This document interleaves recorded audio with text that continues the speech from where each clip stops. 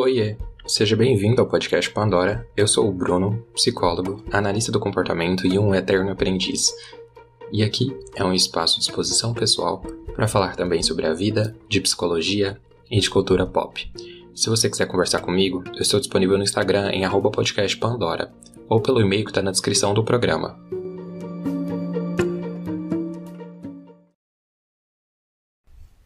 Oi, gente. Tá gravando.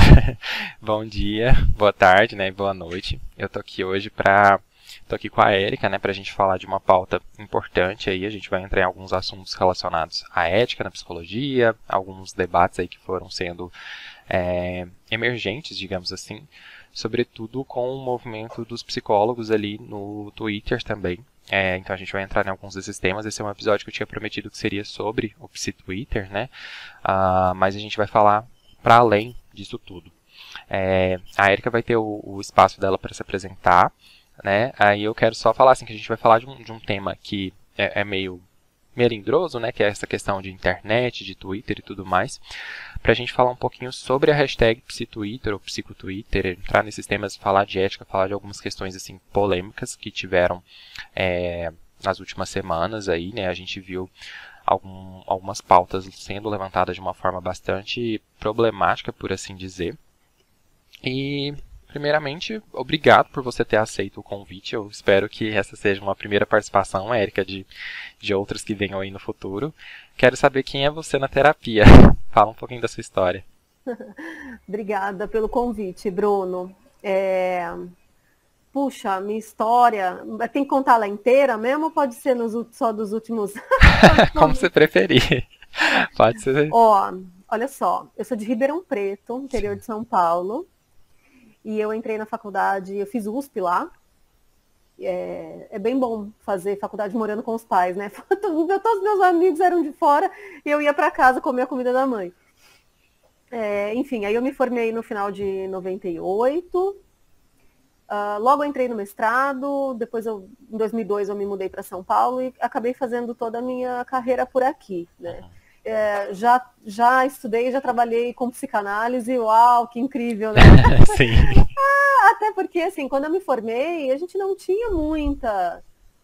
do que as pessoas mais trabalham, tipo, tinha análise do comportamento e tudo mais, né?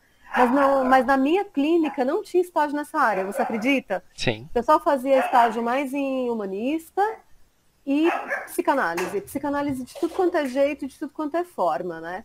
Então, o meu mestrado tem uma orientação psicanalítica. Enfim, aí depois eu fui mudando tanto, assim, ao longo da minha carreira, né?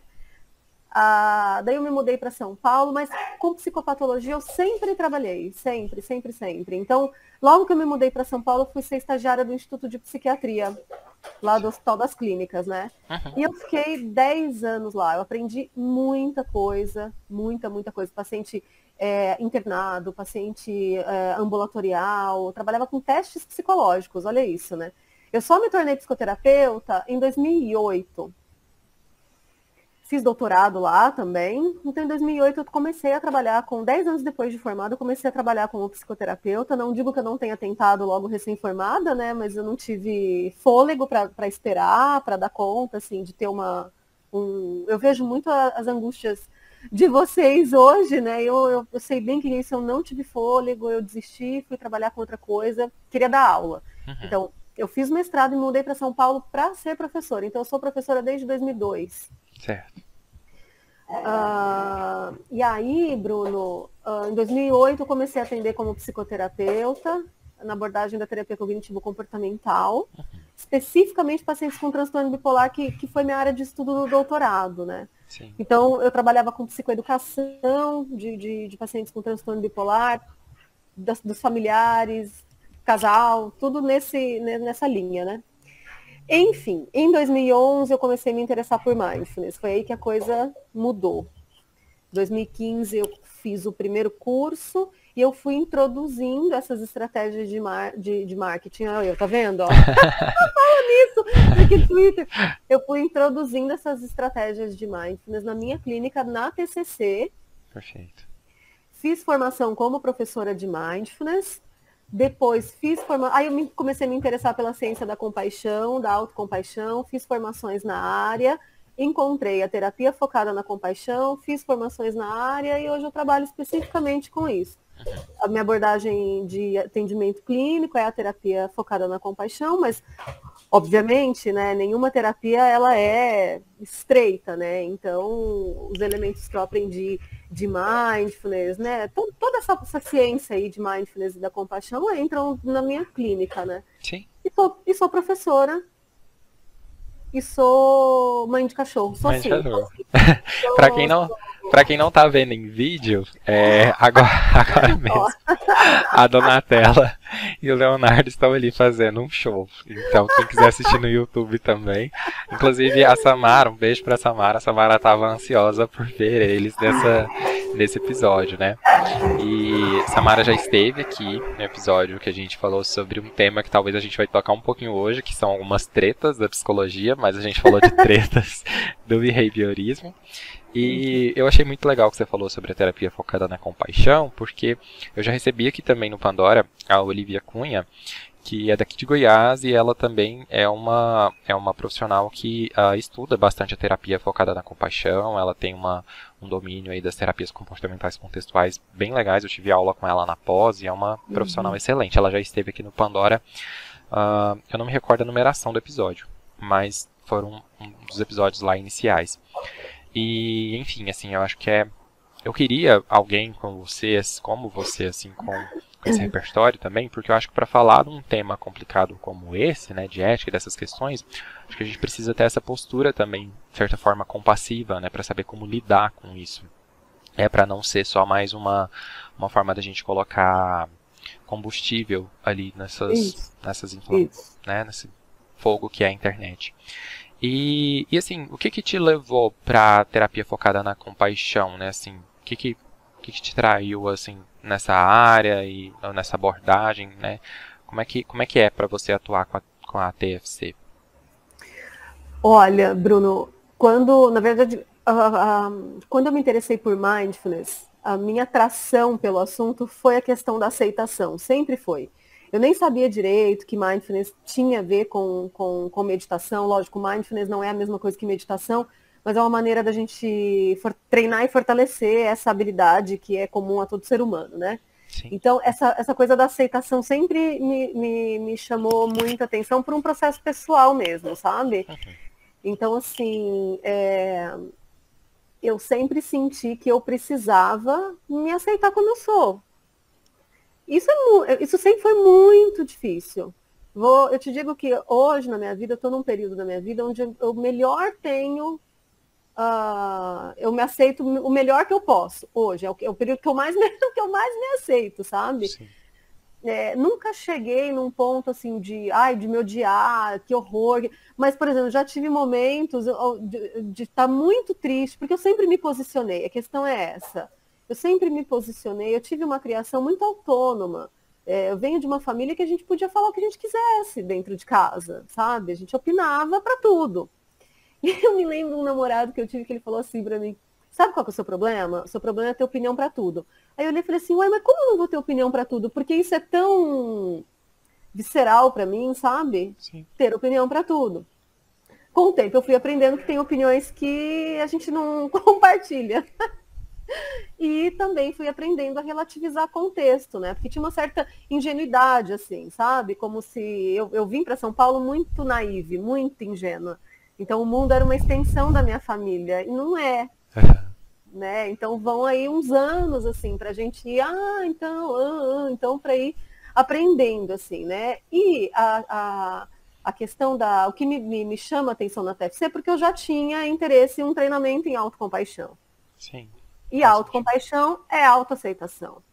Claro. Né? Que é, né, reforçando, vocês já devem ter falado nisso em vários episódios aqui do teu podcast, que a aceitação não é passar pano.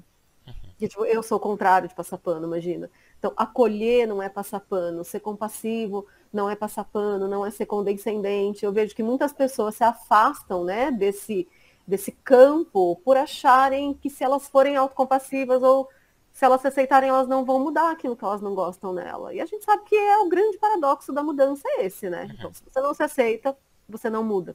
Sim, sim. É interessante, isso me lembra muito, assim, esses debates das contextuais, assim, não necessariamente debates, mas a própria formulação da DBT, né, da terapia comportamental dialética também traz muito essa ideia, assim, de ah, lidar com esse processo de abertura para a mudança, ao mesmo tempo em que você aceita e acolhe aquilo que está acontecendo, assim, também ao sujeito, né, à pessoa. Então, é muito interessante, assim, tudo isso. Eu acho que essas abordagens mais contextuais, né, essa frente que a gente está, assim, dentro das ciências comportamentais, acaba que elas se complementam de uma forma bastante natural, e eu acho que isso é legal, assim, né, é um movimento importante. Ah, e, assim, já entrando um pouco mais no tema específico que a gente pensa em falar, né, em abordar questões sobre ética, questões sobre o Psi-Twitter também, assim, essas questões que a gente tem visto, eu acho que uma coisa também se liga à outra aqui. Porque quando a gente fala de ética, a gente fala do que acontece no Twitter, do que acontece lá sobre a atitude de alguns psicólogos, né, a atitude de algumas questões ali que são debatidas e tudo mais, que eu acho que a gente precisa levar como uma pauta mesmo, assim, né, abordar e tudo mais, não deixar simplesmente, não ignorar. E assim, um ponto que eu queria tocar também é, assim, a gente tentar encontrar uma definição para quem não entende, né? Não sei se todo mundo vai entender o que é o Psi-Twitter, mas vamos tentar definir um pouco do que ele é, né? Eu lembro que você tinha até mencionado, né, que você voltou para o Twitter com a pandemia para se manter atualizado ali com as informações sobre o que estava acontecendo e tudo mais. E aí você buscava assim esses divulgadores científicos, mas acabou também encontrando outras pessoas ali. Depois você foi encontrar na hashtag. Você produz muito mais para o Instagram, né? Você tem algumas páginas lá, mas hoje a gente também está assim, sempre interagindo pelo Twitter nessa hashtag dos psicólogos. E assim, uma coisa eu achei interessante quando você falou assim, que talvez você não se enturmava tanto por uma questão de idade, né?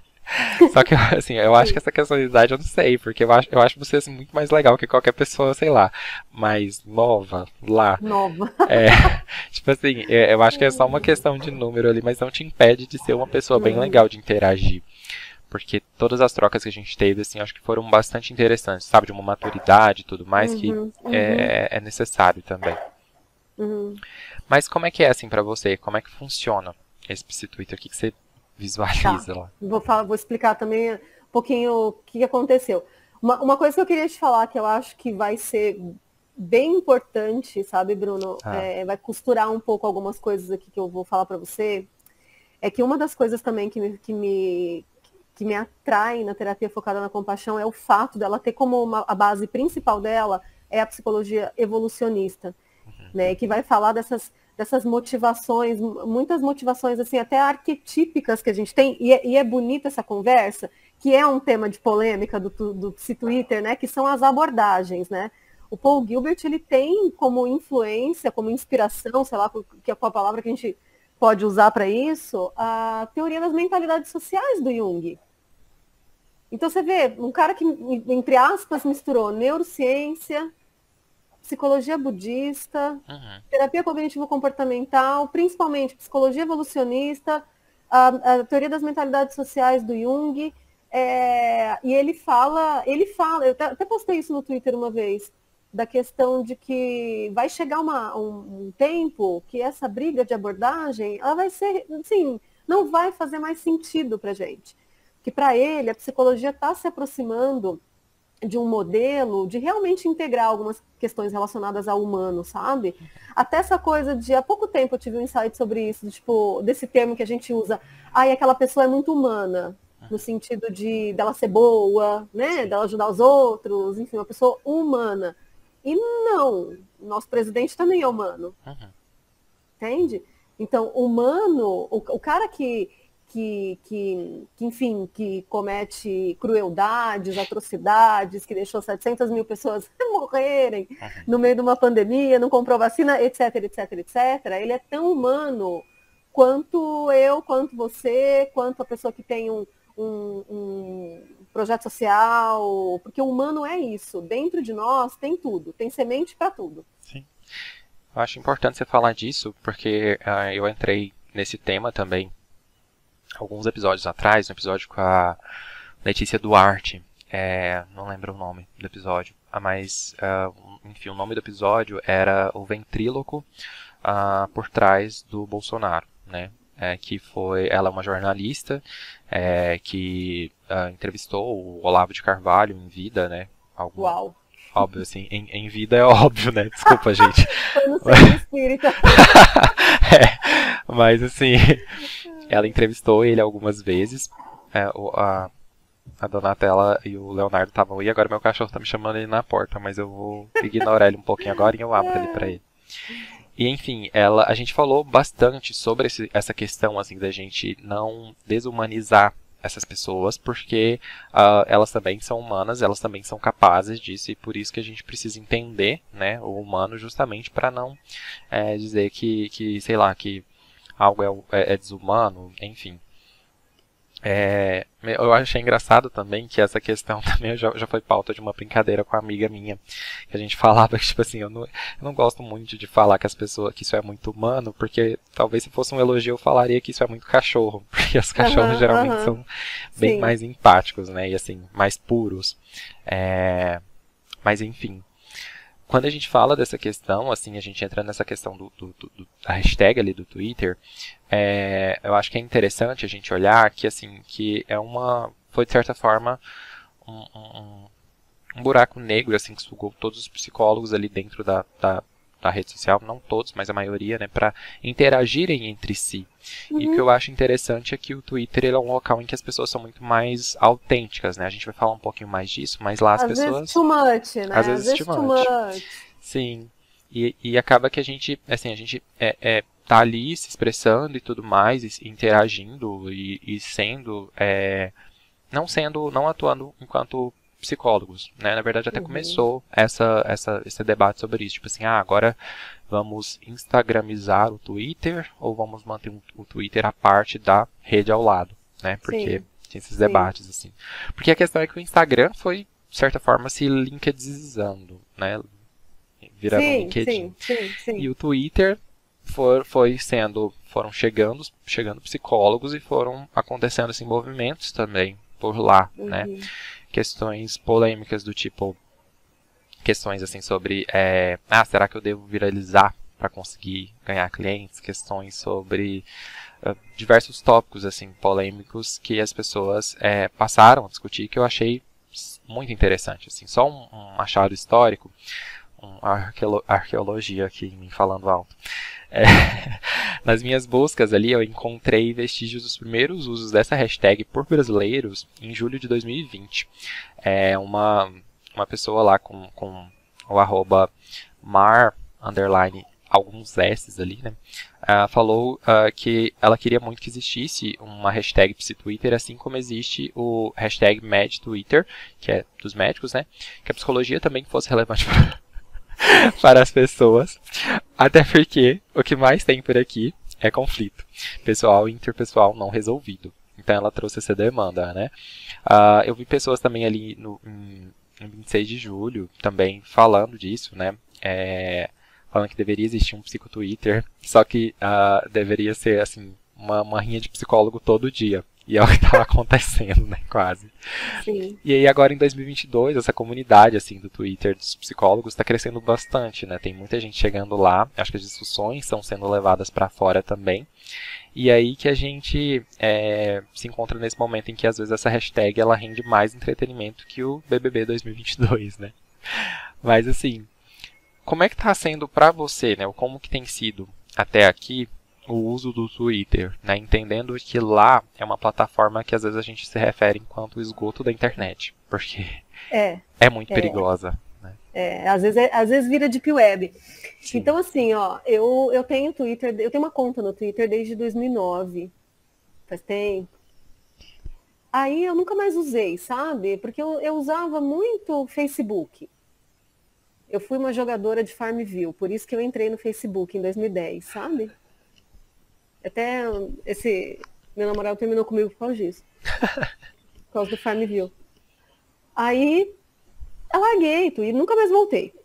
Aí eu comecei ter mais um Instagram. Uma época eu tive um Instagram profissional e um pessoal, mas isso não é nada minha cara, sabe? Então hoje eu tenho um perfil no Instagram que é pessoal e é meu, não é pessoal profissional. Pô, a gente é uma coisa só, sabe? Mas é claro que se eu for numa balada, encher a cara e desmaiar na rua e vomitar, eu não vou postar essa foto, entendeu? Em rede social nenhuma. Eu acho que isso até ajuda a gente a ter mais noção, né? Tipo assim. Cara, isso é uma questão de bom senso. É uma questão de bom senso. Não é nem uma questão de perfil pessoal ou profissional. Sim. Enfim. E aí é o meu perfil, que eu produzo conteúdo lá, eu gosto de interagir. Na verdade, assim, eu gosto de interagir com as pessoas, eu venho percebendo isso. Eu realmente gosto de interagir com as pessoas lá no Instagram. E eu tenho um Instagram profissional, uau, que incrível, que eu nem divulgo, que é da minha, entre aspas, empresa com a minha sócia, que se chama Conecta Mindfulness e Compaixão, pronto. Que a gente organiza curso, a gente organiza formação, a gente traz pessoas para dar formação e tudo mais. E lógico que eu reposto tudo isso no meu Twitter, do Twitter da Érica, o Instagram da Érica, que é meu, não é pessoal, não é profissional, nada disso. Bom, eu voltei para o Twitter quando começou a pandemia, porque eu achei que era o melhor lugar para eu me manter informada. Então eu comecei a seguir o Átila, foi por causa do Átila que eu fui para o Twitter, porque era lá que ele produzia mais coisas e todo o tempo, trazendo informação. E eu queria muito estar bem informada para eu poder ajudar as pessoas. Então eu levava coisa do Twitter, tanto para o Facebook quanto para o meu Instagram, especialmente na época das máscaras. Eu fui uma que enlouqueceu no começo, entre aspas, né? Porque eu falava assim, mas gente, é óbvio que nós temos que usar máscara. Por que eles estão falando que é só profissional da saúde, se é uma doença que transmite pelo ar e tudo mais, né? Aí começou, acho que na Dinamarca, essa história de usar máscara de tecido. E eu fui uma das primeiras pessoas que começou a botar fogo nisso, sabe? Não porque nós temos que usar máscara. Quando liberou o PFF2, tinha mais, né, insumo para isso e tal, a EPI, eu sempre usei. Enfim, fazia campanha para isso. Nunca fui divulgadora científica oficial, mas eu pegava as informações do Twitter e orientava a minha família, os funcionários do prédio, os meus seguidores no Instagram, eu fiz muito isso. Bom, só que assim, eu sempre tive muito eu nunca comentei nada. Às vezes eu fazia uma pergunta por DM para uma cientista que eu sei que ela respondia, uma pessoa super, assim, disponível, compassiva, elegante, educada, e a gente, às vezes, eu pedi algumas informações para ela. A doutora Letícia Dourado, que eu conheci no Facebook, hoje a gente se segue no Instagram. Nossa, ela é sensacional, ela mostrava, ela trabalhava nos hospitais de campanha, sabe? Sim. Então, assim, eu conheci muita gente bacana dessa área no Twitter. E aí também passei a me informar sobre questões relacionadas à política. Porque não está indissociada a pandemia com as questões políticas aí do nosso país e também do resto do mundo. Sim. E aí eu fui aprendendo muita coisa. Eu brinco, né, que eu falo, o Twitter assim, me ajudou a sair, né, do meu mundo mais autocentrado e não que eu sempre me importei com questões sociais, pelo amor de Deus, mas assim, ó, a gente vê a coisa nua e crua ali, né? Você recebe a notícia quase que em tempo real. Sim. Quem está no Twitter sabe das coisas antes de todo mundo. Só que eu sempre tive muito medo de interagir com as pessoas no Twitter, justamente porque eu via muita coisa agressiva, violenta, uma falta de respeito, sabe? Uma desconsideração com o ponto de vista dos outros, né? Lógico que fake news e ofensa não é ponto de vista, né? Mas eu só consumia no Twitter. E aí, há pouco tempo, chegou até mim a hashtag PsiTwitter. Eu falei, nossa, que legal. Porque eu sempre fiquei, pô, será que tem psicólogo aqui? É tipo como se fosse uma aba que eu não tivesse acesso, sabe? É muito engraçado isso. Sim. Será que tem psicólogo aqui interagindo? Cadê esse grupo? Como que eu faço para achar esse grupo? E daí uma vez chegou a hashtag e aí eu comecei a ver, olha, tem isso. Comecei a seguir algumas pessoas e tudo mais. E aí eu fui conheci você e conheci mais um monte de gente. A Samara eu conhecia de outro ambiente, né? Da ICBS. A Mari eu conhecia do Instagram. O Johnny foi meu aluno num curso de formação, então eu também conhecia de outros lugares. Aí eu fui vendo que tinha umas pessoas que eu já conhecia e que estavam no Twitter também. No começo, eu me sentia um pouco, assim, imaginando que as pessoas pensavam assim, ó, olha isso, né? Cara, o que essa tiazinha Instagrammer tá fazendo aqui, né? Do tipo, vai lá pro Instagram, tiazinha.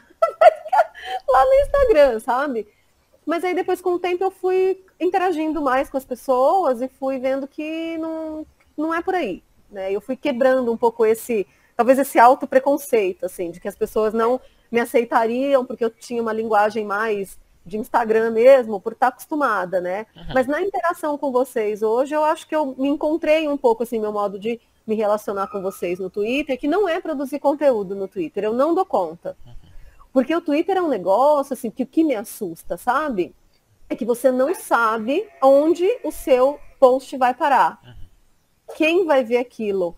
E quem vai retweetar aquilo com qual comentário te ferrando, sabe? Falando mal daquilo que você postou. Então é uma coisa assim, pra quê, entendeu?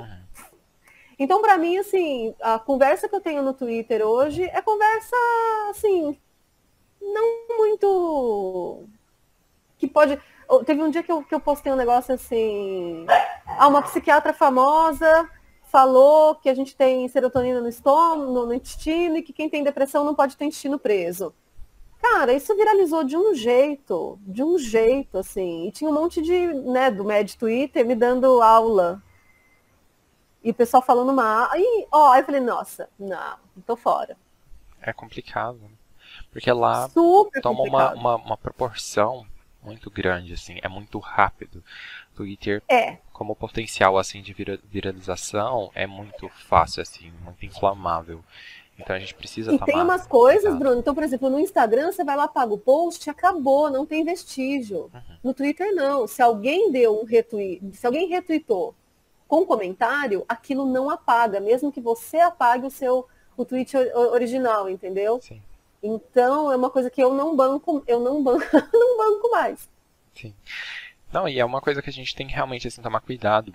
Eu lembro que esse debate, assim, na minha época de faculdade, ali, minha graduação foi de 2013 a 2017, assim. Eu lembro que era bastante incipiente, assim, bastante imaturo ainda esse debate sobre a gente nas redes sociais, né? Devo ter um perfil profissional e tal? Como é que é? O Leonardo, né? Donatella. Eu confundi. Leonardo é caramelo. Tinha esse debate, assim, né, sobre como é que a gente se porta, como é que a gente aparece nas redes sociais. Não tem no código de ética, não tem no lugar nenhum. Então é uma questão, assim, meio complicada, né? O código não teve uma atualização para isso. E hoje a gente vê, tipo assim, psicólogos no TikTok fazendo dancinha com as doenças, assim, mentais e tal.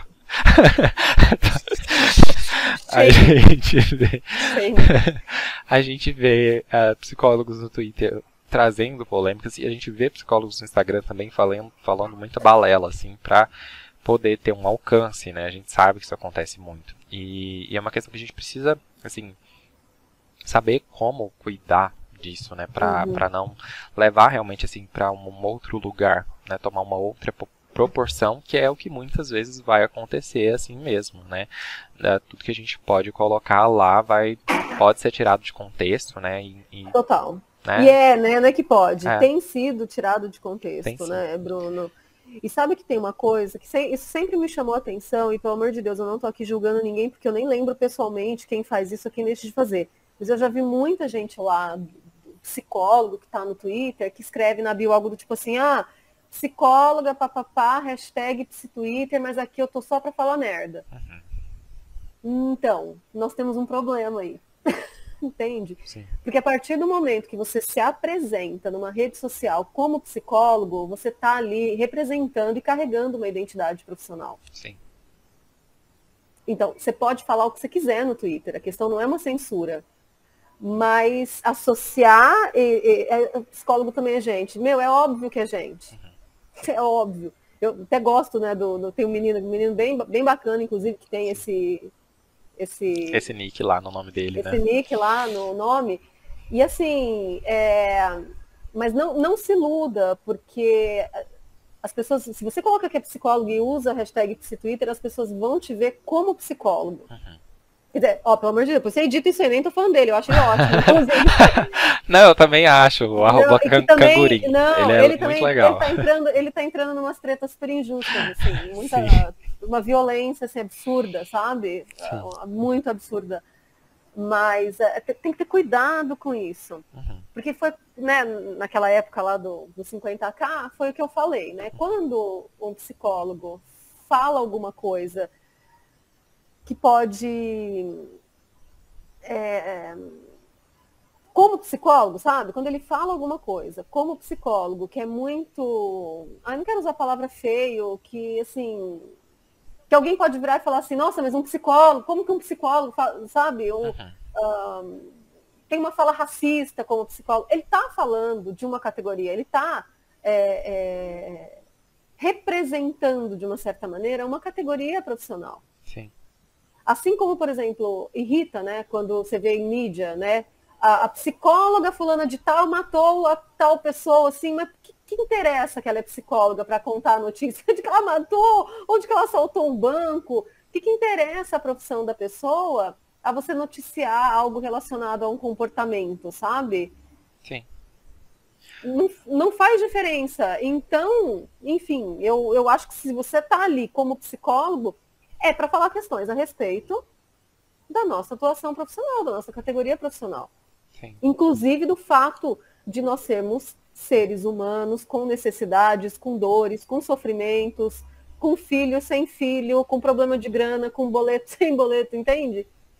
Com tudo que se implica. Com tudo que se implica. Eu acho interessante esse debate porque acho que o Pandora é quase que a personificação dessa ideia de que psicólogo também é gente. Porque aqui, para quem, sei lá, já ouviu alguns episódios aí, vai ver que tem episódio que eu choro, tem episódio que eu falo da minha vida, tem episódio que eu falo dos meus lutos, tem episódio que eu falo de coisas assim, bastante pessoais.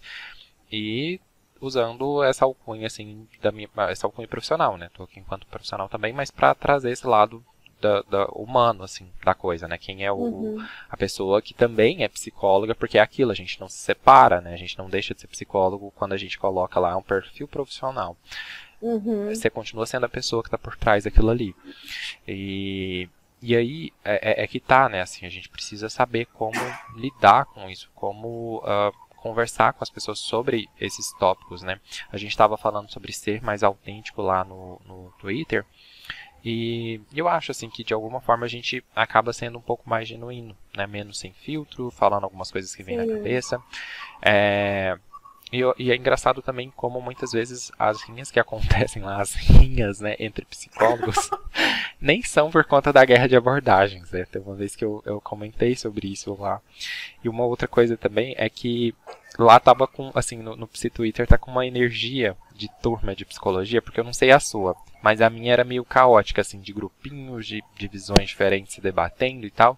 Então tava, né, com essa energia. A gente começa todo mundo bonitinho. Ah, cheguei aqui, olá, gente, eu sou tal pessoa, né, tô com a agenda aberta, vamos aqui.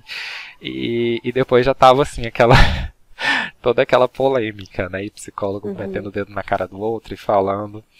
Total, umas indiretinhas, umas né? Indiretinhas. Às vezes subo o feed assim, eu vejo um post, aí a outra falando do post da outra, falo, olha lá, ó, começar a treta. E a gente vai sabendo, né, assim, quem quer quem, assim, acaba que você vai entendendo. Mas pra você, assim, Érica, olhando dentro desse espaço, você acha, assim, que, entrando nessa questão da autenticidade, hoje como as pessoas são mais elas, você acha que isso faz sentido, de alguma forma? Lá no Twitter? Lá no Twitter. Acho que sim, Bruno. Eu acho que a questão não é não ser autêntico ou ser um personagem, ser autêntico. A questão é só assim, ó, o modo como a gente fala com as pessoas. Então, é assim, ó, qual que é uma coisa que na Compaixão a gente trabalha muito com isso na TFC. Qual é a sua motivação em fazer aquela postagem? O que você quer com aquilo? Então, se você quer causar mal, se você quer provocar, então, por exemplo, o pessoal com as fotos nos perfis de anime, sabe? Que foi a discussão.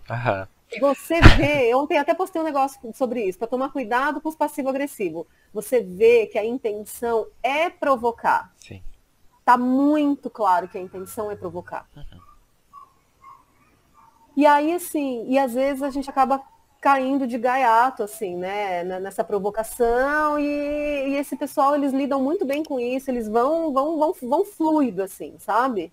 Só que a questão não é o tanto que você é ou não espontâneo, mas é uma diferenciação, isso em qualquer rede social, vida pública e vida privada, sabe? Então, a gente consegue ser super autêntico, entre aspas, escondendo coisas da nossa vida que é absolutamente privada. Sabe? Não tem. Seus amigos íntimos vão saber isso. Sim. Sabe? E olhe lá. Mas pra mim, assim, eu nem lembro mais o que você perguntou. O Twitter eu acho que é uma coisa muito. Então, que acho que as pessoas teriam que questionar um pouco a sua motivação, sabe? Nas interações que elas têm ali, né? Pra quê? Por quê? Mas eu acho um lugar assim muito bacana para você conhecer pessoas, para você trocar coisas. Então teve uma menina que até ela me ofereceu o contrato dela, que apesar de eu ter muitos anos de clínica, eu sou super ruim para essas coisas de contrato. E ela é mais nova que eu, bem mais nova que eu, me ofereceu o contrato dela, né, para me ajudar a fazer o contrato. Eu super aceitei. Então assim, você vê, pô, é bonito isso, sabe? Sim. Então você vê gerações diferentes, assim, de psicólogos, sabe? Eu tenho 24 anos de formada, quase. Ela não sei se tem 5 ou 6, não sei. Mas, assim, eu recebo de coração aberto a ajuda dela porque eu preciso, sabe? Então você vê pessoas formadas em diferentes épocas, interagindo, se ajudando principalmente, se apoiando, sabe? Sim. Então isso é bacana, não só no Twitter, mas em qualquer lugar, em qualquer contexto que a gente esteja na nossa vida. Com certeza. Porque a briga pela briga, sabe? Pra quê? Pronto. E eu acho que essa parte do apoio dessa comunidade assim que se forma é muito importante, é muito significativa, né? A gente ter assim, a gente saber que a gente pode contar uns com os outros ali. Eu acho que essas questões polêmicas assim, que surgem dentro do campo da psicologia, elas precisam ser colocadas de lado em alguns contextos para a gente poder saber, primeiro, assim, que você está lidando com uma outra pessoa, sabe? Sei lá, a abordagem que aquela pessoa atua não te dá o direito de atacar ela, né? Principalmente, assim. Mas as outras questões assim que a gente vê, a gente precisa saber como lidar, né? Eu só tenho vou ser bem honesto também, que eu só tenho uma baixa tolerância a psicólogo bolsonarista. Não entra na minha cabeça. Mas isso, eu vou te falar qual que é a minha opinião, assim, eu acho que essas pessoas nem tinham que ter CRP. Sim. Eu não tenho o menor medo de falar isso, do que vão pensar de mim, pensem o que quiser, mas assim, Concordo. É incoerente os valores de um lado e os valores de outro, assim, não dá. Sim. Não dá. Eu até vi gente falando, tipo assim, psicólogo de direita. Não acho que, tipo assim, você está no espectro político da direita é tão problemático, mas você, assim, ok, você tá na direita e você ser bolsonarista, aí eu já acho que tem um agravamento. Bruno, pelo amor de Deus, cara, direitos humanos não é direita nem esquerda, nem meio, nem porra nenhuma. Não, mas eu falo quando a gente olha pra essa questão de, tipo assim, de falar, sei lá, que uma pessoa às vezes tá ali, sei lá, mais pra direita, não sei o quê. E às vezes desvirtuarem isso para dizerem que não sei, que essa pessoa talvez ela não sabe lidar com direitos humanos, por exemplo. Que às vezes corre essa discussão também. Mas eu acho que faz sentido quando você fala assim que direitos humanos não têm espectro político, né? Não tá assim. Não, é lógico que as pessoas que estão mais à esquerda, sabe, no campo político, elas têm essa pauta. Sim. Né? E eu não acho que as pessoas... Depende da direita também, né, Bruno? Quando a gente fala de Bolsonaro, nós não estamos falando de direita. Eu acho que é até bom fazer essa diferenciação, né? Nós estamos falando de uma extrema direita, de um negócio assim, ó, que beira a crueldade. Sim. E assim, um dos pontos, antes da gente entrar em alguns outros tópicos que a gente separou dentro do roteiro, eu tinha pedido lá no Twitter, eu vou trazer alguns comentários, depois eu vou inserir na versão final também, algumas dos comentários que eu tive sobre o que as pessoas também acham lá do PsiTwitter. Eu não vou citar nome, mas uma arroba comentou, né, que pelo que ela sabe, a hashtag cresceu depois que um tweet de uma outra psicóloga também viralizou, e depois disso as coisas foram acontecendo muito rápido, né? Ela fala sobre como todo mundo precisa trabalhar, e para muitos psicólogos, inclusive ela, as redes sociais são um espaço importante de divulgação. E ela vai falando de como surgiram grupos de estudo, os spaces, projetos, parceria, a gente se conhecendo. Inclusive eu faço parte de um grupo de estudo também, assim, de análise de comportamento, que foi bem interessante ter surgido a partir dali. É um espaço que ela gosta muito. E assim, outras pessoas também falaram, né? Teve alguns que me mandaram áudio no WhatsApp que eu vou colocar aqui. A Samara me falou, mas eu acho que ela não vai querer que eu coloque o áudio dela também, a opinião dela. Mas de algumas outras pessoas eu vou colocar. O Johnny também comentou, né, que a gente falou do Johnny mais cedo, que ele também acha que é ótimo tomar esses espaços para a gente poder falar de saúde mental, para formar uma rede de apoio, né, para até mesmo vender o seu curso e fazer o marketing, né, afinal, é óbvio que a gente quer ajudar as pessoas, mas todo mundo, inclusive nós psicólogos, trabalhamos, né, isso é uma profissão, a gente também precisa de dinheiro dentro de uma sociedade capitalista, então tem esse lado também, e isso é relevante levar em conta, né. Uma outra arroba aqui também falou que deu a oportunidade, assim como você, Érica, de conhecer vários colegas. Assim, né? Ela fala como recém-formada, o núcleo dela ela era muito fechado. E ali ela conseguiu usar, assim, não para trabalhar exatamente, mas para se conectar e estar por dentro, assim, né, das aleatoriedades ali. E aí teve outras pessoas, assim, que comentou, né, teve um rapaz que comentou também, assim, que ele lembra de ter usado algumas vezes antes dela explodir, né, tipo, antes de começar a popularizar, que é o que a gente está falando aqui. E aí que ele foi descobrindo, assim, pessoas também que ele acha bastante legal ali dentro da plataforma. Eu não estou falando, assim, na íntegra o que essas pessoas disseram, mas eu estou comentando, assim, por alto, né? Teve gente também que falou que acha que é um espaço legal para trocar ideia, mas cheio de estereótipos e patologização desnecessária, né? Que acaba dando margem para algumas coisas que não é da hora, tipo, fora várias falhas éticas, né, que é o que a gente quer tocar aqui também. Pessoas dizendo que algo é falha ética sem saber o que é falha ética também. Então, ela diz que odeia e às vezes ama. Tem gente falando que adora, que acha ótimo, que adora ler e acompanhar e tem acrescentado muito, né, que também faz raros tweets, assim, não posta muito, e usa como um espaço mais pessoal para fugir de falar do trabalho, né, e postar só foto de coisa de bicho e de aleatoriedades. Então, assim, Nossa, eu tô me sentindo assim, um pouco de cada um que tá falando, porque eu posto foto de bicho, eu falo de This Is Us, falo de aleatoriedade, de vez em quando eu solto um conteúdo lá. Sim. Eu faço amigos. E é isso, né, assim, teve gente que concordou aqui também com outras opiniões entre si, então foi bem interessante, assim, né. Então, eu acho muito legal, muito bacana, porque é um espaço que as pessoas conseguem se mostrar com mais naturalidade, sair daquela imagem que a gente tem de psicólogo caretão, que a gente vê em filme, em série, que é a imagem que as pessoas têm, né, geralmente. E acho que isso também faz os pacientes se aproximarem daquela pessoa que ele vai se identificar mais e nisso vai ter muito mais fluidez no processo terapêutico e tudo mais. Então, acho muito importante. E para a gente que já está há muito tempo, ou para as pessoas também que estão começando agora os atendimentos, é legal pela questão da rede de contato, porque vai pelo mesmo motivo, né? A gente consegue ver o jeito das pessoas com mais naturalidade se aproximar daquelas pessoas que têm mais a ver com a gente, que a gente sente mais à vontade para conversar, para possíveis indicações e tudo mais. Então, acho um movimento muito bacana e, ao mesmo tempo, também tem a coisa da gente pesquisar um pouco mais sobre aquelas pessoas para não ser só aquela coisa de eu vi no Twitter, é uma pessoa legal, eu vou indicar. De ter também um cuidado, né? A gente entender a dinâmica daquele profissional, a dedicação e o que aquela pessoa realmente teria de diferencial. É isso que eu acho.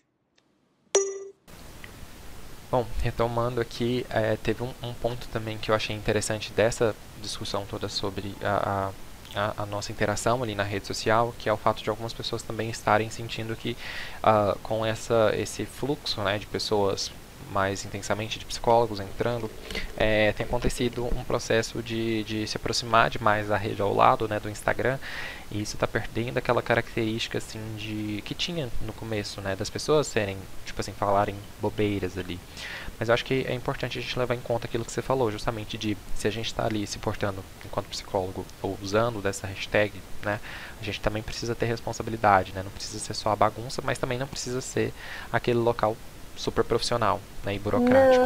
Não, concordo. É assim, ó, é bem, eu acho que é bem a coisa do psicólogo também, gente, no sentido assim, olha, tem as questões com os filhos, tem as questões de relacionamento, a gente assistir série, a gente troca coisa de série. Sim. E É sabe, isso, né? X. Sim. Eu acho que é assim que é legal, assim, de funcionar e de navegar mesmo na rede, né? Sim, mas também, sabe, Bruno, se a pessoa quiser botar um card lá que ela fez pro Instagram e divulgar que a agenda tá aberta, acho que também ninguém tem que julgar, sabe? Sim, claro. Querendo ou não, é um espaço para poder, assim, tentar vender o peixe também, né? Eu falei disso algumas vezes lá, assim, que psicólogo não vive de ar, né? A gente também tá ali para Não. trabalhar, né? Se você puder, por exemplo, a partir dali, o Pandora é um espaço público de criação de conteúdo sobre saúde mental. Mas alguém poderia muito bem chegar no Twitter e fazer isso, né? Trazer temas de psicologia, de saúde mental para falar. E eu acho que isso seria super válido. E se essa pessoa tivesse um alcance que proporcionasse com que ela tivesse uma agenda ali mais, né, assim, melhorasse a rotatividade e tudo mais, bom para ela, se ela estivesse fazendo um trabalho ético, né, e de qualidade. Sim. E é que tá, assim. Enquanto esse espaço público também é um espaço político, né? Eu tenho falado cada vez mais de política aqui esse ano no Pandora e eu acho que faz sentido porque, como a Luana Flor disse alguns episódios atrás, viver é político, né? Então, psicologia é política e muitas pautas importantes estão sendo debatidas ali no Twitter, né? Mas também as marés, assim, desse mar perigoso, né, do passarinho azul ali, ele acaba afogando muita gente, né, de certa forma, assim, aquilo que vai arrastando. A gente viu acontecendo com o Cangurinha, a gente viu acontecendo, assim, com a Marta, né, aquela coisa e tal. E psicólogo grande, entre aspas, entre muitas aspas, falando de cancelamento, né. Mas, enfim, foi uma questão engraçada ali que aconteceu. Tem esse debate também, né, de que a comunidade ali de psicólogos também seria tóxica em algum nível. Então quero que a gente toque um pouco nisso, né? Se chega a ser uma cracolândia, né, como foi dito, se isso é só uma balela, né, de quem quer chamar a atenção.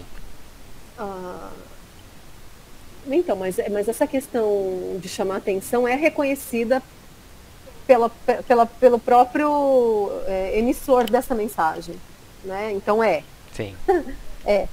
Porque assim, chamar o Twitter de Cracolândia, chamar qualquer coisa de Cracolândia, fere tantos e tantos princípios éticos, morais, sabe, de integridade, de saúde mental, enfim, de direitos humanos, que não dá nem pra gente começar. É um negócio assim que não dá nem para argumentar, não dá nem para discutir. A gente sabe a fonte daquilo, de onde vem aquilo, de onde vem esse pensamento. Né? A imagem mental desculpa ter te interrompido, mas a imagem mental que se forma para mim é como, assim, quando a pessoa joga uma coisa dessa na mesa, é quase como você vai trocar a fralda de um bebê. Parece que você tá mexendo num negócio ali que é muito esquisito, assim, você sabe, por que a pessoa falou uma merda dessa, sabe? Tipo, é um negócio perigoso, assim, de falar. E é com essa função, né, de criar uma polêmica, né? Sim, sim. Então, assim, não parou para pensar qual o nível de adoecimento, de sofrimento que tem naquele lugar que chamam de Cracolândia, para você comparar, né? Então, assim, é um xingamento, né? É você usar uma situação de extremo sofrimento. Meu Deus do céu, sabe, Bruno? Aquilo é de cortar o coração, assim, em todos os níveis que você possa imaginar. Então, usar isso, tipo, para xingar, sabe? Enfim, não tem o que falar, né? São uma das questões éticas, assim, que a gente vê que ali no Twitter, que se tornam pauta do Twitter, e é problemático até mesmo o quanto a gente acaba adicionando combustível nesse incêndio que criam, ou nem sei se a gente é mais o combustível ou se a gente é o fogo, mas a gente vai adicionando alguma coisa ali. Pode falar. Você sabe que, assim, eu vejo muito, mas com relação ao Bolsonaro, né? Assim, tem gente que fala que não se deve falar dele, porque quanto mais fala dele, mais ele tem engajamento, né? Mas se você não fala dele, então é a mesma coisa que aquele aquela pessoa que foi assassinada agora em Recife, né? Pela polícia rodoviária. Sim. Então nós não vamos falar disso para não dar visibilidade ao... Nossa, nós temos que falar sobre isso, assim, muito e toda hora, sabe? A questão é como a gente vai falar isso. Porque o que acontece, Bruno? Tem um livro, que até vou indicar, porque depois você tem a parte que você indica livro, né? Tem a parte que a gente indica, mas pode... Assim, ó, uma coisa que eu também não escondo, eu acho que o pessoal do Twitter ainda não sabe, algumas pessoas que me conhecem agora no Twitter não sabem, mas algumas pessoas que me conhecem já sabem, e aí eu não estou falando de religião, tá? Mas assim, eu sou praticante do budismo, então muitas referências que eu uso, até na minha... Você é doido usar referência do budismo na tua prática? É que assim, sabe, Bruno? O budismo, ele é considerado uma protopsicologia. Quando uma pessoa chamada Siddhartha Gautama, lá na Índia, há mais ou menos 2.500 anos atrás, falou o que ele falou, ele não estava falando de religião, ele não é o Maomé, não é Jesus, né? Enfim, depois, né, a história, tipo, entre aspas, atribuíram um conteúdo, um contexto religioso, né, que não tinha, né, na época. Então, o Buda, ele falava de psicologia, ele falava da mente. Era uma explicação, ele dava explicações para a mente humana e para o sofrimento humano. Então, alguns autores chamam o budismo de uma protopsicologia. Por isso que existe um negócio chamado psicologia budista. Isso eu até coloquei lá no Twitter outro dia. Sim. Que não tem nada a ver com religião, não tem nada a ver com psicologia cristã, você entende? Não é a mesma coisa. Não existe psicólogo budista, sabe? Cada psicólogo tem a sua orientação ou não, enfim. Mas o budismo, no geral, ele é uma filosofia, vamos dizer assim, uma maneira da gente entender alguns processos, né? E que casam muito com algumas abordagens, assim, a maioria das abordagens contextuais, elas assumem, né, uma influência. Então, por exemplo, a DBT assume a terapia focada na compaixão, apesar de não ser uma contextual, mas isso é uma outra conversa, as pessoas podem achar que não tem problema, mas ela assume a influência. A ACT não assume, mas pelo amor de Deus, né? Tem cara de cheiro. Mas assume, não. Eu acho que ele... Teve um talvez livro... mais recentemente, eu acho que teve um livro recente que eu li que o Reis fala um pouco, porque não tem como ele não falar, porque assim, tá na cara. Não tem como. Né? Então, assim, falar disso dentro do campo das contextuais é mais confortável, né? Sim. Porque, agora, falar disso mais o pessoal da Gestalt, do humanismo, da psicanálise, que não tem um conhecimento disso, às vezes pode ser um pouco constrangedor. Será que vão achar que eu estou misturando a ciência com religião e papapá, aquelas coisas, né? Que eu estou sendo que nem lembra daquela mulher que foi caçada pelo conselho, que fazia cura gay? Sim. Tem que caçar mesmo, entendeu? Porque isso, enfim, isso é um absurdo. Então, tá vendo? Eu já divaguei, nem sei como que eu vim chegar. O livro. Então, várias referências que eu uso assim para estudar, para ensinar alguns processos, tipo aceitação radical. Um livro super profundo de aceitação radical é o livro da Tara Brach, que ela é uma psicóloga, professora dentro do budismo, ela é budista, ensina meditação, mas num local até que também tem mais secular, laico, né? E que é um livro assim, que, é sensacional, sabe? O nome é esse, né? Aceitação radical. Eu acho que eu tô até no grupo de... Assim, eu tô esperando o grupo de estudos, eu acho que eu me inscrevi. É desse livro, né? Outro... Não, você se inscreveu pro Autocompaixão Feroz. Autocompaixão Feroz, é porque eu associei o radical ao feroz. Mas E aí, Bruno, tem um livro também que eu queria indicar para vocês, que se chama A Beira do Abismo. Tá. Que quem escreveu esse livro, ela se chama Joan Halifax, é uma Roche, que nem a Marsha Linehan, tá? Ela é psicóloga também. E ela tem todo um trabalho voltado a pessoas na terminalidade. E esse livro, o que são esses estados, à beira do abismo, né? À beira do abismo de alguns estados limites da empatia, do respeito, da integridade. Tem uma outra lá que eu esqueci, e aí ela fala muito como que a compaixão poderia nos ajudar a não cair nesse abismo. Por exemplo, um abismo da empatia é o sofrimento empático, que todo psicólogo está sujeito, enfim, a gente está ali em contato com a dor e com o sofrimento todo o tempo, né? Eu até estou pensando em alguma coisa para fazer para o Twitter para a gente conversar sobre isso, sabe? Que é conteúdo, mas não é conteúdo. É uma questão bem mais prática, assim, da nossa saúde mesmo, enquanto a gente trabalha, sabe? E daí ela vai ter um capítulo sobre integridade mesmo. E ela vai falar do sofrimento moral. Eu sou uma pessoa que eu me descobri ali naquele livro, sabe? Eu tenho um extremo sofrimento moral. Então, quando, né, veio essa história da Cracolândia, no dia antes, né, tudo aquilo que, né, as outras conversas, né, do mercado de luxo e papapá, aquilo me fere, assim, nas minhas entranhas. É sofrimento moral. Aquilo atinge um campo do que é moral, né? Moral e ético. Eu não estou falando de educação moral e cívica, né? Enfim, não, você não lembra. Eu acenei com a cabeça, mas eu não sei. Tinha uma disciplina, imagina, na época da ditadura, nas escolas públicas, que chamava Educação Moral e Cívica. Acho que nem eu tive esse trem. E aí, mas aí eu acho que muitas vezes, quando a gente vai no Twitter e grita, porque só falta escrever em caps lock, né? O que faz, o que mobiliza as pessoas a fazerem isso é sofrimento moral. Aquilo atinge como se fosse um tapa na cara. É um tapa na cara falar da questão do 50K, do mercado de luxo e tal. E daí você vê que as pessoas vão perdendo a moralidade ao dizer, mas ela está no perfil dela, ela fala o que ela quiser no perfil dela. Então tá, sim. Até aí tudo bem. Mas isso não impede de que aquela fala cause um sofrimento moral em algumas pessoas. E aí a gente vai na indignação moral. E aí a gente vai gritar lá no Twitter, porque a gente sabe que tem alguém que vai escutar. Isso é bom e ruim ao mesmo tempo.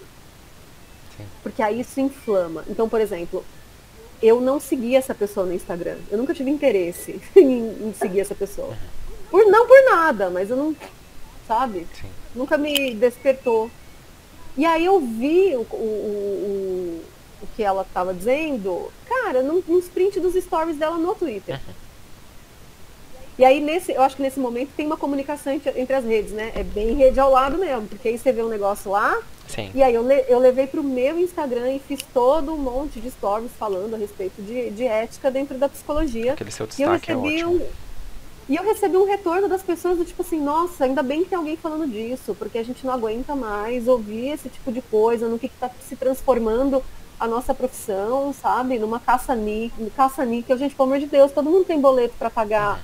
A questão nunca foi essa. Você sabe que há muitos anos o Conselho Federal de Psicologia lançou um banco do voluntariado. Eu vou te lembrar, mais ou menos 2007, 2008, por aí.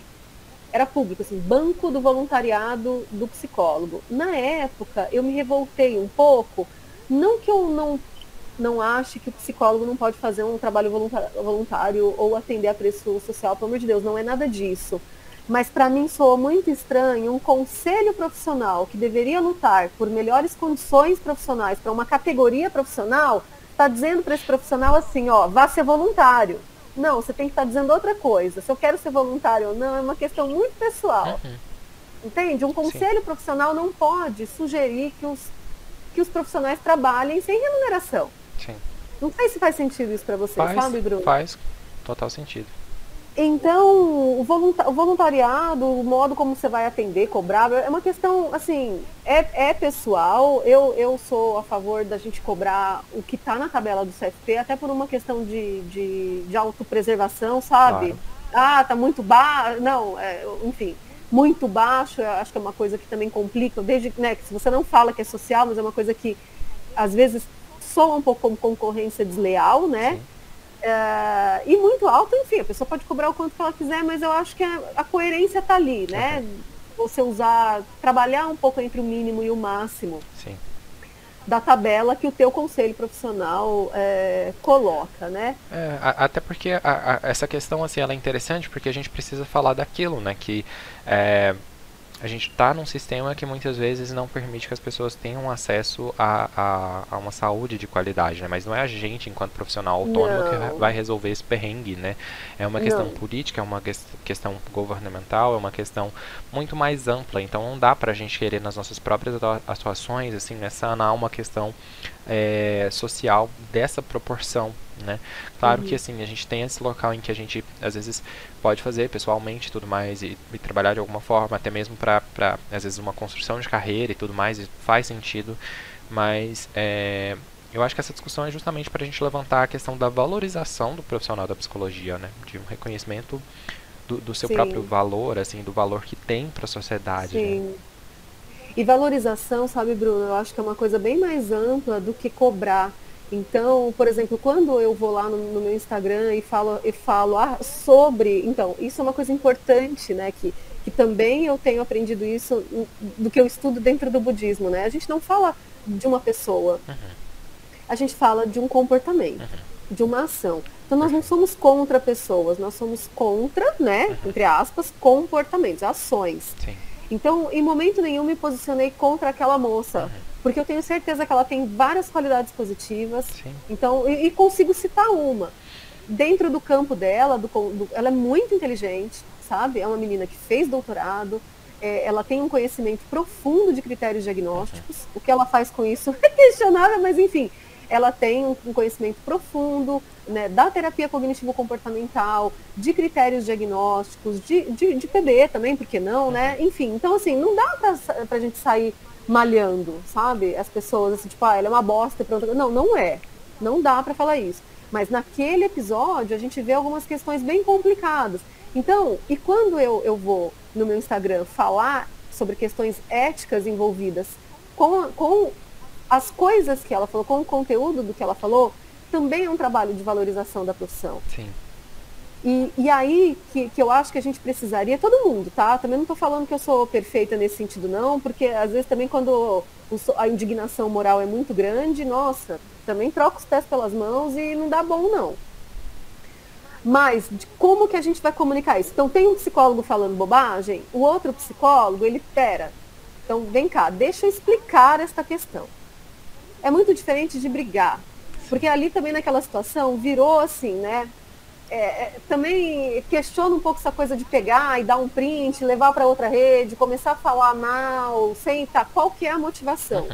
Então tá, o que a pessoa falou é descabido, por quê? Por causa disso, disso, disso, disso e disso. Sim. Então a gente começa a explicar como que deveria ser. Então a gente não fala preço. A gente não fala preço. Ó, pessoal, toma cuidado, não fala preço, é antiético, tá aqui no código. Parará. Então, assim, é subir a discussão para um outro nível. Tentar despessoalizar um pouco isso, sabe? Sim. E pensar que, assim, não, a gente não pode se calar quando um psicólogo fala essas coisas dentro ali como psicólogo. Sim. Não são todos os psicólogos que fazem isso, assim, tipo, ó, isso não é a psicologia, é isso que eu tô querendo dizer, resumindo é isso. Pessoal, isso não é a psicologia, tá? Então, pessoal, não é psicologia ser a favor de autodiagnóstico. Se tem um psicólogo ou outro que ele tá falando por ele, tá incorrendo numa falta ética, mas a psicologia não é isso que a psicologia está falando. Sim. Ainda que a psicologia seja muito plural em termos de áreas de atuação, abordagens, né, de psicoterapia, ética é ética, Bruno. E tem uma ética que não está lá no nosso código, que é a ética na relação com as pessoas. Sim. Sim. Sim, eu acho que essa sua fala sintetiza muito, assim, do que houve, do que está acontecendo aí ainda. Eu acho que é uma questão, assim, que a gente precisa discutir, levantar, debater, falar disso, porque realmente, assim, não é sobre alguém específico, né? Acho que a gente não precisa colocar alguém como um bode expiatório e nem fazer também com que essa pessoa se torne um mártir ali dessa causa. Mas essas atitudes são problemáticas, assim, em muitos níveis. Eu tô planejando um outro episódio para entrar também nesse assunto, assim, principalmente quando a gente fala sobre reprodução de machismo e de sexismo por psicólogos, assim, nas redes, sabe, com cursos, assim, às vezes nem usam mais ali o rótulo de psicólogo, né, se dizem terapeutas, e aí tem toda aquela problemática de, tipo assim, gente, não é porque a pessoa fala que é terapeuta, ela não necessariamente fez psicologia, então vocês tomam cuidado com quem que vocês estão interagindo aí, se você é um ouvinte que não é psicólogo, enfim. Porque é uma questão também que está sendo muito polêmica, né? Hoje em dia, assim, terapeutas propondo umas coisas, assim, muito bizarras e sei lá, e a gente às vezes não fala tanto disso quanto deveria falar, eu nem sei, né? Porque às vezes a gente fala e é aquilo.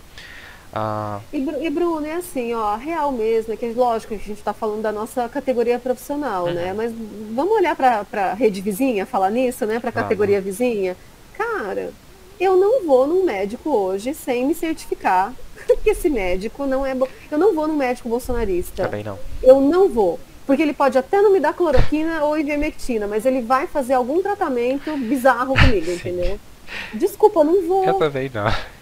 Porque com a pandemia ficou muito claro que não é porque a pessoa é médico, psicólogo, enfermeiro, físio, fono, tararã, que ela tem uma atuação baseada na ciência. Sim. E eu não tô falando de PBE, cara. Não vou entrar, né? Assim, trabalhar com base na ciência não tem nada a ver com PBE. A psicologia é ciência desde 1960, ou até antes, né? Até antes, mas enfim, como ciência e profissão na década de 60 que se estabeleceu no Brasil, é isso. Nós trabalhamos com base na ciência. Sim. Né? Então, enfim, e aí você vê, né?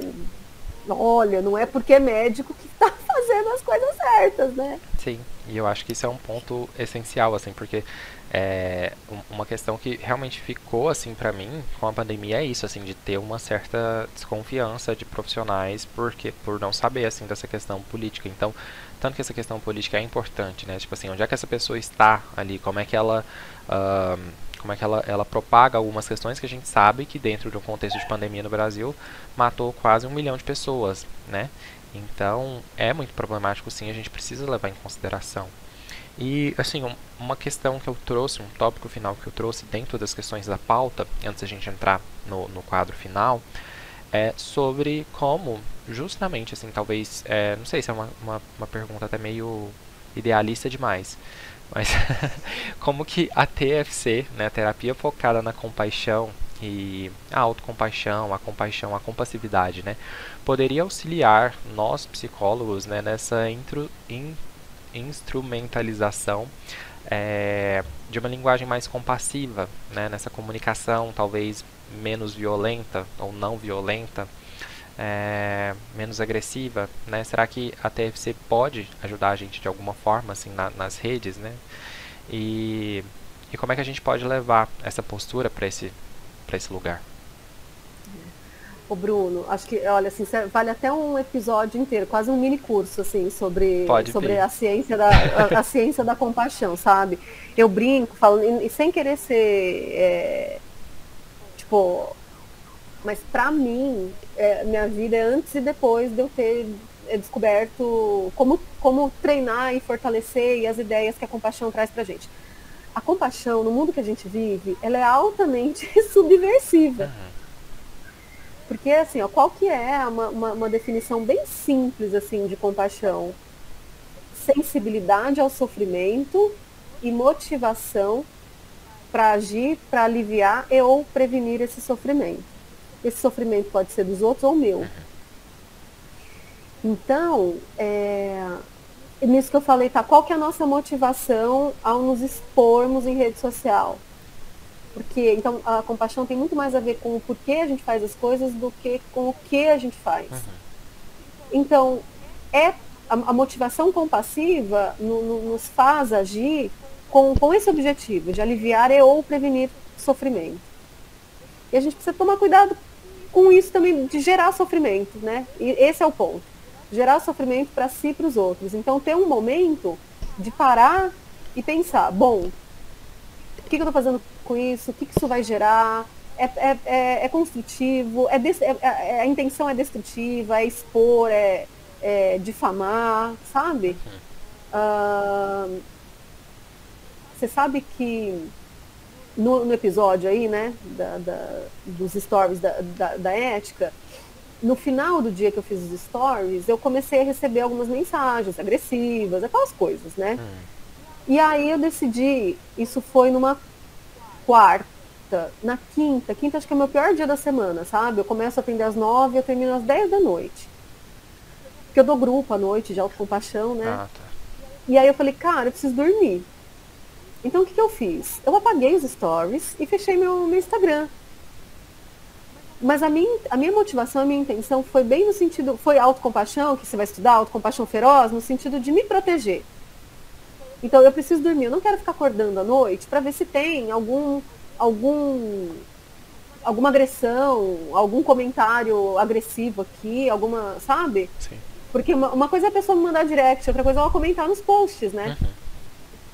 Então eu sabia que eu não ia conseguir relaxar, descansar para o dia de trabalho que eu ia ter no dia seguinte. Aí eu peguei, fechei e tranquei tudo. A leitura que foi feita disso é que eu era covarde, que não aguentava meus BOs.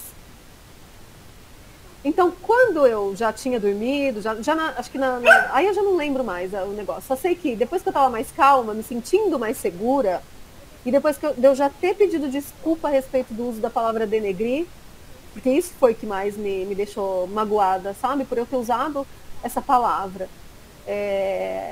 Eu consegui recuperar os stories e deixei num destaque no meu Instagram. Então, não é uma questão de não dar conta dos BOs ou de covardia, porque tem esse elemento da compaixão, especialmente da autocompaixão feroz, aqui que eu estou falando, da autocompaixão feroz, que é de você se proteger, se manter a salvo dos danos que os outros te causam, mas que você também te causa. Você também se causa.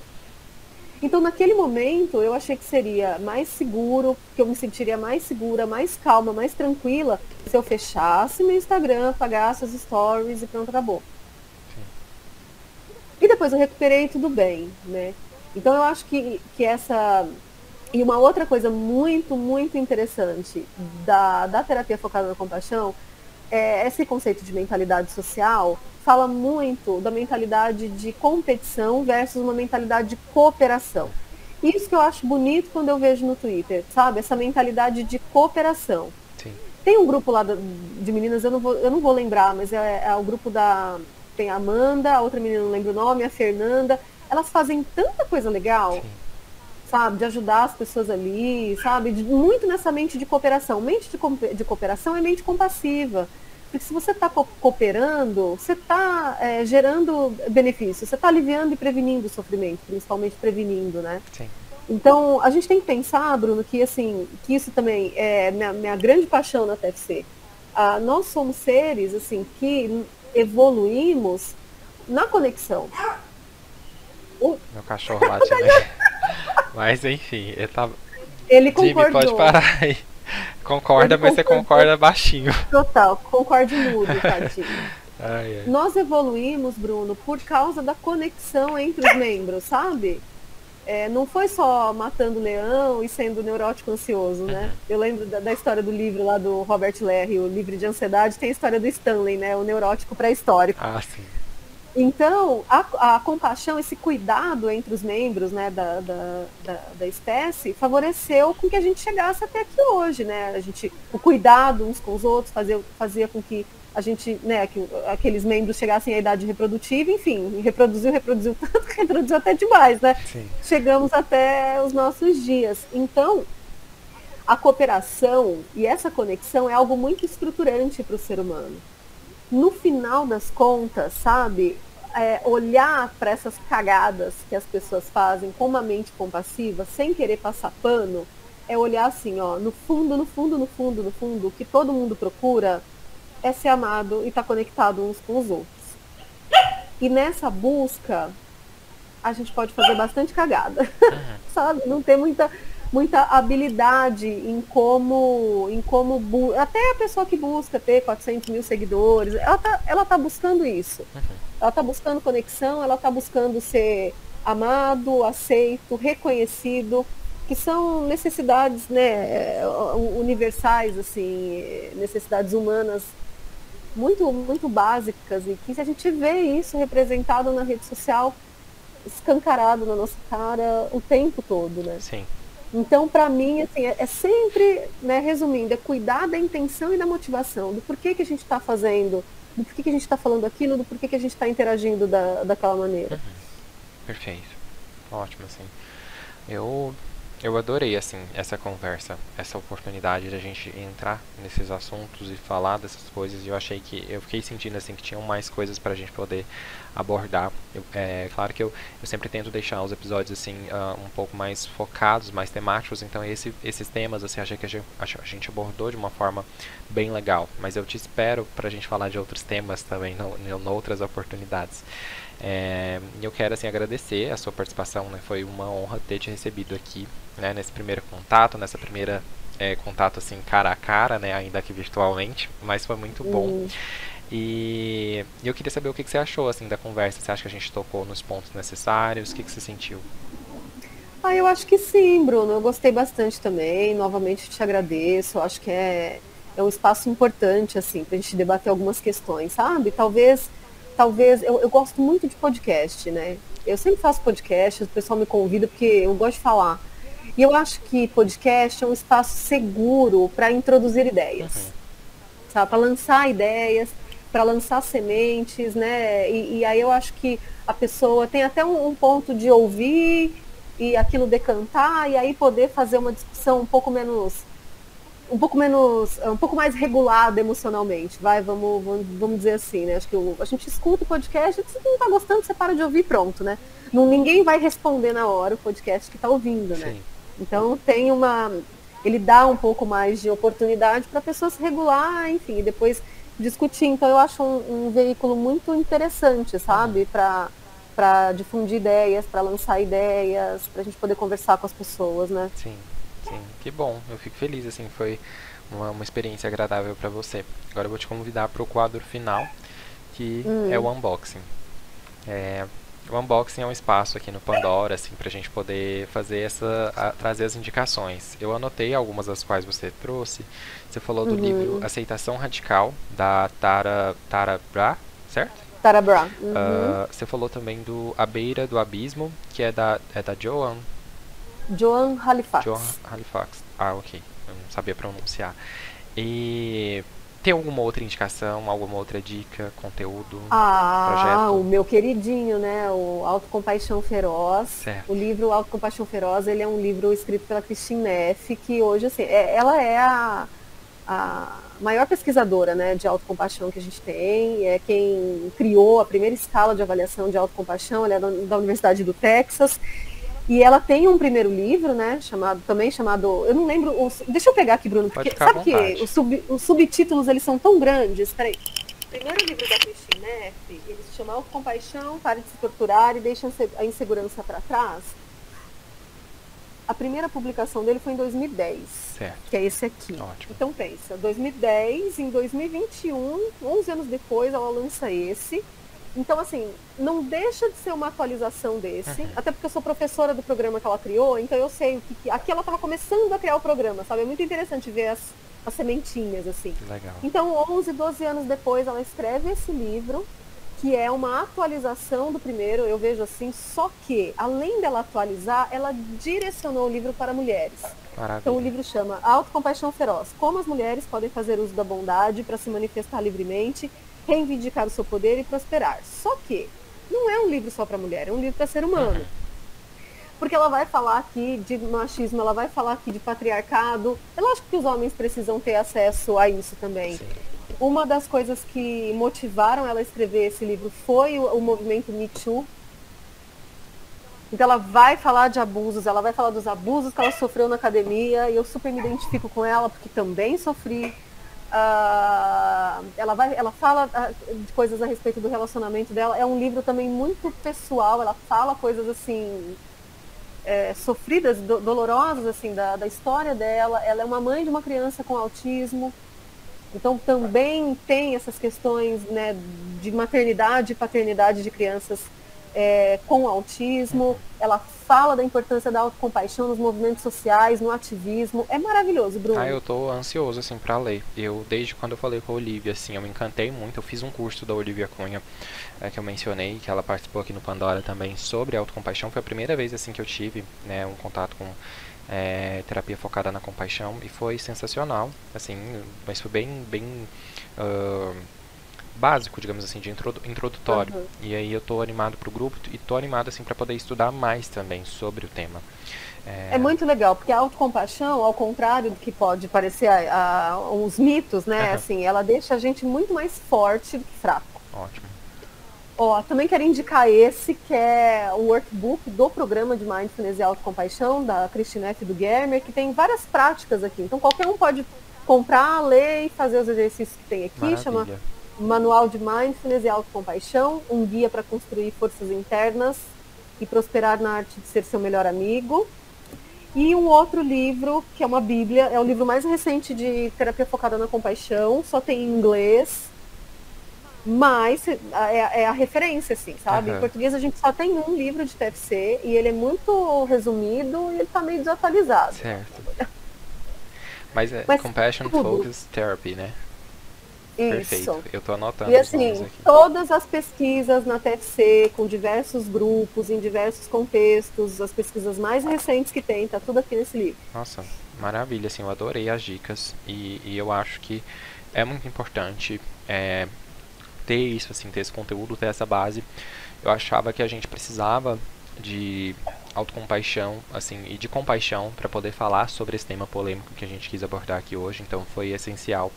Porque, diferentemente de quando eu falei de tretas behavioristas, assim, há alguns episódios, lá era um episódio mais de humor, um episódio de brincadeira, assim, também, mas teve algumas pessoas que se ofenderam, assim, com aquilo. E aqui, assim, a gente está falando dessas questões do Twitter, né, e eu sei que para algumas pessoas pode soar, poderia soar, né, de alguma forma, assim, tocar ali em algum ponto sensível. Então, achei que foi importante essa abordagem que a gente tomou aqui hoje.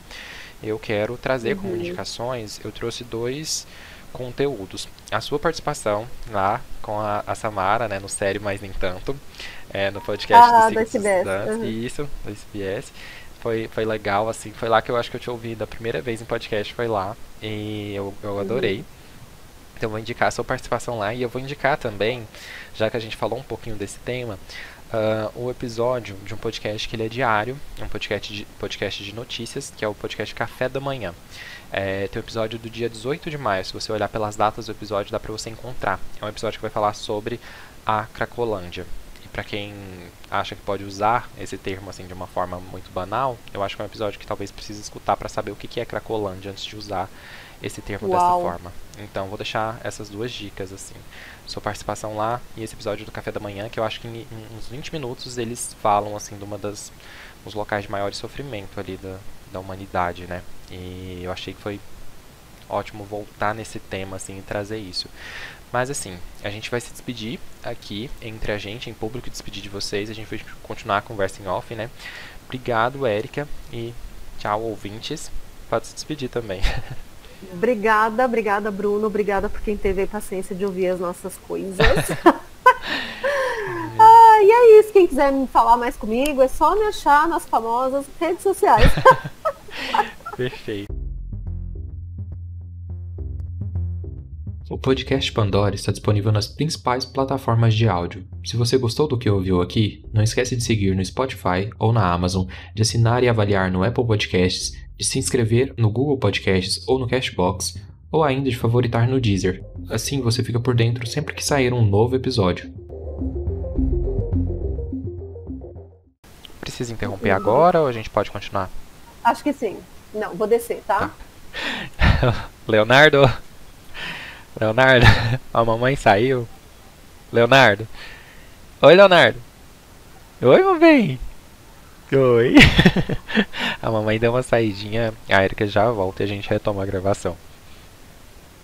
Enquanto isso eu vou ficar brincando com eles, né? Porque eu adoro pets.